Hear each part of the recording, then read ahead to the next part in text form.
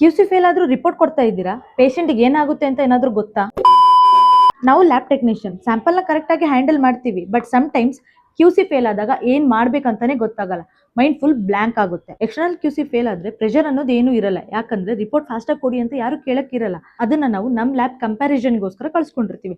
ಅದೇ internal QC fail ಆದ್ರೆ ignore ಮಾಡಿ ವ್ಯಾಲ್ಯೂಸ್ನ ಅಡ್ಜಸ್ಟ್ ಮಾಡಿ ಕೊಡಕ್ಕಾಗಲ್ಲ. ಯಾಕಂದ್ರೆ ಆ ರಿಪೋರ್ಟ್ ಮೇಲೆ ಒಂದು ಪೇಷಂಟ್ದು ಲೈಫ್ ಡಿಪೆಂಡ್ ಆಗಿರುತ್ತೆ ಅಲ್ವಾ? ಇದನ್ನ ಇಗ್ನೋರ್ ಮಾಡಿದ್ರೆ ಒಂದು ಬಿಗ್ಗೆಸ್ಟ್ ಮಿಸ್ಟೇಕ್ ಮಾಡ್ತಿದೀವಿ ಅಂತ.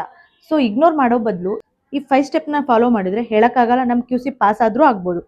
ಅದು ಯಾವ್ಯಾವ ಸ್ಟೆಪ್ ಅಂತ ನಾ ಹೇಳ. ಫಸ್ಟ್ ಸ್ಟೆಪ್ ಅಲ್ಲಿ ಮಿಷಿನ್ ನ ಕಂಪ್ಲೀಟ್ ಆಗಿ ಸ್ಟಾಪ್ ಮಾಡಬೇಕು. ಅಂಡ್ ಸೆಕೆಂಡ್ ಸ್ಟೆಪ್ ಅಲ್ಲಿ ರಿಯೇಜೆಂಟ್ ಎಕ್ಸ್ಪೈರಿ ಚೆಕ್ ಮಾಡಬೇಕು, ಫ್ರಿಡ್ಜ್ ಟೆಂಪರೇಚರ್ ಚೆಕ್ ಮಾಡಬೇಕು, ಅಂಡ್ ಕ್ಯಾಲಿಬ್ರೇಷನ್ ಕರೆಕ್ಟ್ ಆಗಿ ಹಾಕಿದೀವೋ ಇಲ್ವೋ ಅಂತ ಹೇಳಿ ಚೆಕ್ ಮಾಡಬೇಕು.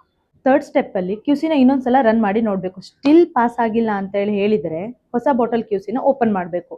ಅಂಡ್ ಅವಾಗ್ಲೂ ಪಾಸ್ ಆಗಿಲ್ಲ ಅಂತ ಹೇಳಿದ್ರೆ ನಮ್ ಸೀನಿಯರ್ಸ್ಗೆ ಇನ್ಫಾರ್ಮ್ ಮಾಡಬೇಕು. ಅದು ಬಿಟ್ಟು ಸೋಲೋ ಹೀರೋ ತರ ನಾನೇ ಫೈಟ್ ಮಾಡ್ತೀನಿ ಅಂದ್ರೆ ಅದಾಗಲ್ಲ.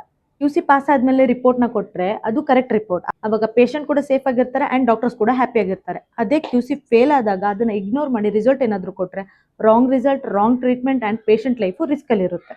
ಲ್ಯಾಬ್ ಅಲ್ಲಿ QC ಫೇಲ್ ಆಗೋದು ಚಿಕ್ಕ ಮಿಸ್ಟೇಕ್ ಅಂತೂ ಅಲ್ವೇ ಅಲ್ಲ. ಒಂದು QC ಫೇಲ್ ಆಯ್ತು ಅಂತ ಹೇಳಿದ್ರೆ ಒಂದು ಲೈಫ್ ಕೂಡ ಫೇಲ್ ಆದಂಗೆ ಅರ್ಥ. ನಿಮ್ ಲ್ಯಾಬಲ್ಲೂ ಈ ತರ QC ಫೇಲ್ ಆಗಿರೋ ಎಕ್ಸ್ಪೀರಿಯನ್ಸ್ ಏನಾದ್ರು ಇದೆಯಾ? ಆ ಎಕ್ಸ್ಪೀರಿಯನ್ಸ್ ಏನು ಅಂತ ಕಮೆಂಟ್ ಬಾಕ್ಸ್ ಅಲ್ಲಿ ಕಮೆಂಟ್ ಮಾಡಿ. So see you in the next video. Until then bye.